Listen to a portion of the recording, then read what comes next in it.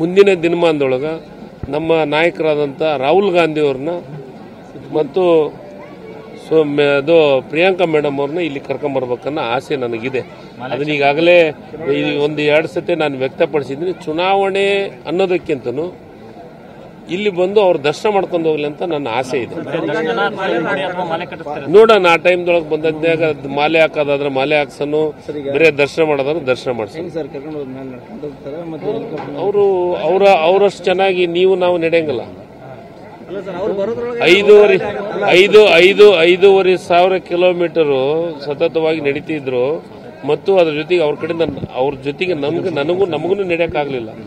ಯಾಕಂದ್ರೆ